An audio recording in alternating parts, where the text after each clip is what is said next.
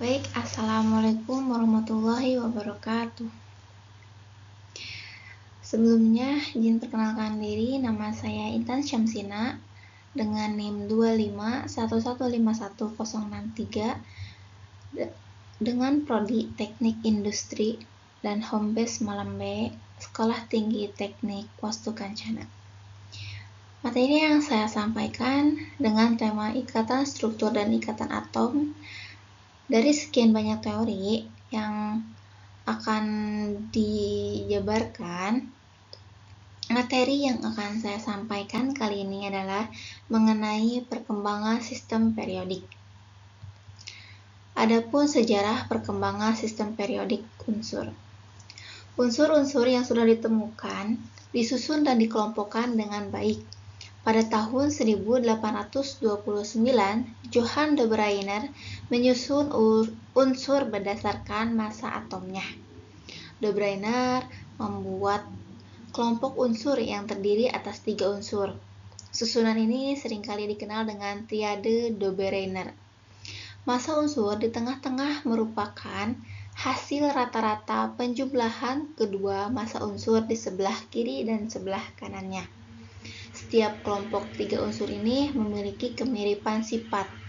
Teori de Brenner memiliki kelemahan, yakni tidak dapat menjelaskan hubungan sifat satu triade dengan triade lainnya.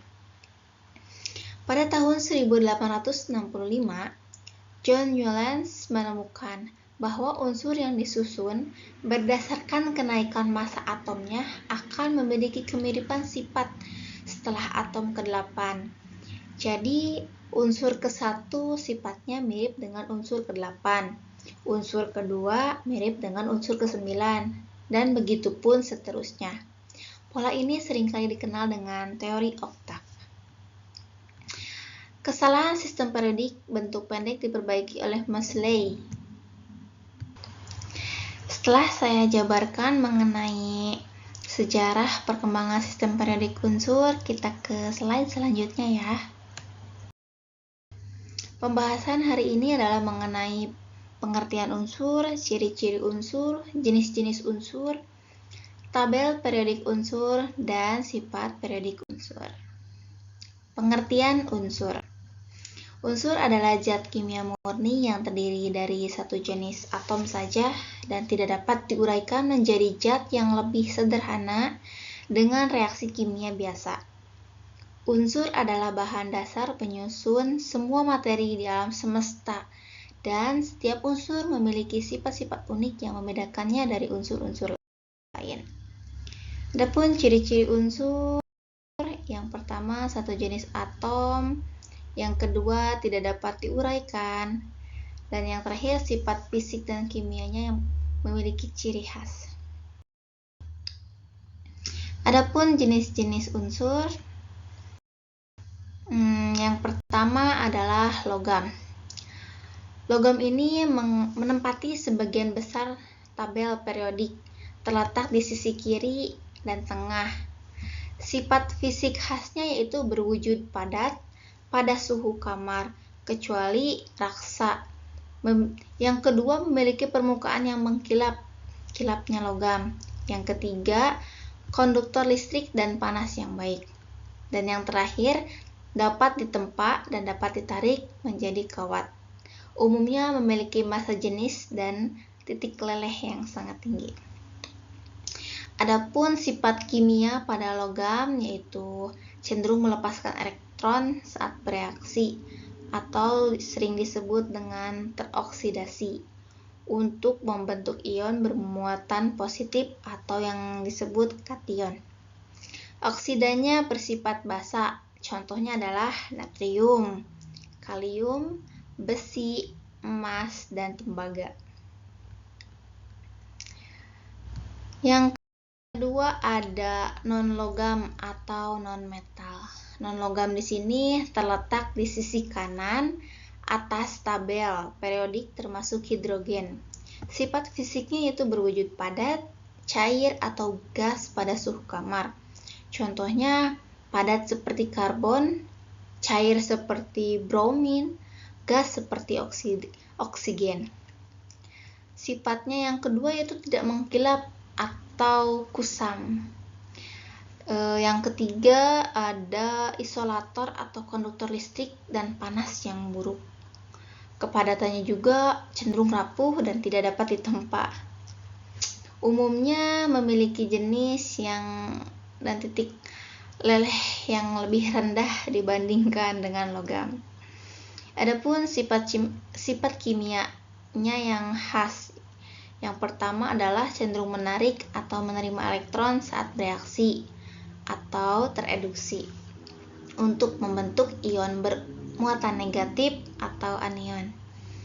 Oksidanya bersifat asam, contohnya oksigen, nitrogen, sulfur, klorin, karbon, dan yang lain sebagainya. Slide selanjutnya yaitu metalloid. Metalloid adalah kelompok kecil unsur yang terletak di sepanjang garis tangga atau zigzag antara logam dan non-logam.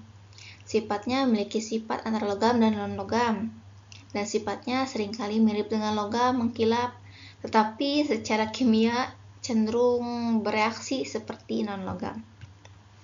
Mereka adalah semikonduktor yang berarti mereka dapat menghantarkan listrik, tapi tidak sebaik logam. Dan konduktivitasnya meningkat seiring kenaikan suhu. Sifat ini sangat penting dalam induksi elektronik.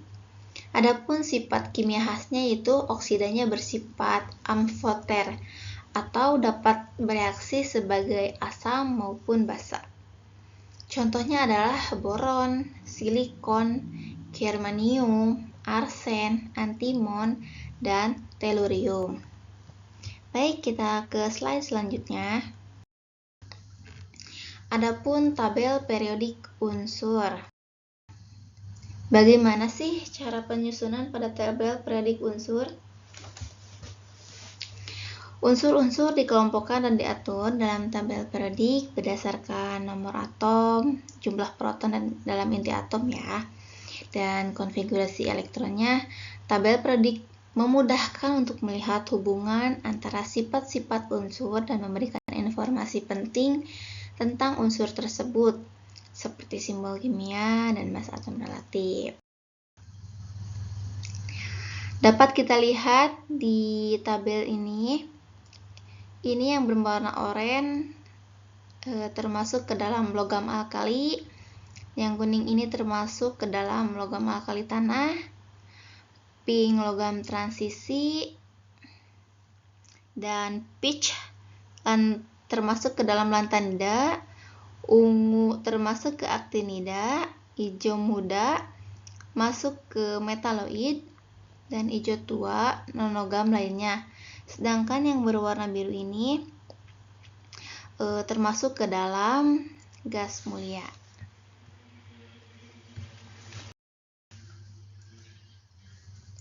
Adapun sifat periodik unsur. Sifat periodik unsur ini memiliki 4 sifat ya. Yang pertama ada jari-jari atom, yang kedua ada energi ionisasi, yang ketiga ada afinitas elektron, dan yang terakhir keelektronegatifan. Nah, dapat kita lihat dari gambar ini. Di sini saya menambahkan 3 gambar. Gambar di atas adalah reaksi logam alkali dari kiri ke kanan. Kalium menghasilkan ledakan yang lebih besar dibandingkan natrium dan litium saat logam tersebut dimasukkan ke dalam air. Seperti yang terlihat, hal ini terjadi dikarenakan unsur kalium, natrium, dan litium berada paling bawah dari ketiga unsur tersebut dan memiliki jari-jari yang besar. Sifat yang kedua ada energi ionisasi. Setiap pergantian tahun, masyarakat seringkali membakar kembang api. Warna-warni pada kembang api menambah kemeriahan malam, sehingga menarik untuk dinikmati. Nah, pertanyaannya, mengapa kembang api ketika dibakar dapat menghasilkan nyala yang berwarna-warni? Warna-warni nyala api dalam kembang api tersebut dapat dijelaskan menggunakan energi ionisasi. Energi ionisasi adalah energi yang dibutuhkan oleh satu atom netral dalam fase gas untuk melepaskan satu elektronnya. Energi ionisasi pertama adalah energi yang dibutuhkan oleh satu atom untuk melepaskan satu elektronnya. Sedangkan energi ionisasi kedua adalah energi yang dibutuhkan untuk melepaskan satu elektron keduanya. Begitupun seterusnya. Sifat yang ketiga ada afinitas elektron. Gambar di atas ini adalah elektron unsur golongan A. Afinitas elektron menyatakan perubahan energi yang dihasilkan saat suatu keadaan gas menerima satu elektron bentuk anion atau ion negatif suatu atom. Semakin besar perubahan energi yang dihasilkan, semakin besar pula kecenderungan atom menarik elektron membentuk anion. Unsur golongan halogen 7A memiliki afinitas yang paling besar dibandingkan golongan A lainnya seperti gambar yang ditampilkan ini. Baik, kita lanjut. Adapun keelektronegatifan. Ada contoh yang bisa kita ambil. Selama pandemi, kita diwajibkan untuk selalu menjaga kebersihan diri dan lingkungan. Penggunaan pembersih atau disinfektan pada ruangan, lantai, dinding, bahkan gagang pintu merupakan salah satu cara untuk mengantisipasi penularan virus COVID-19. Nah, klorin ini merupakan salah satu unsur penyusun bahan disinfektan yang banyak digunakan. Baik, materi yang saya sampaikan mungkin sudah saja. Sekian dari saya, materi yang saya sampaikan mengenai perkembangan sistem periodik unsur.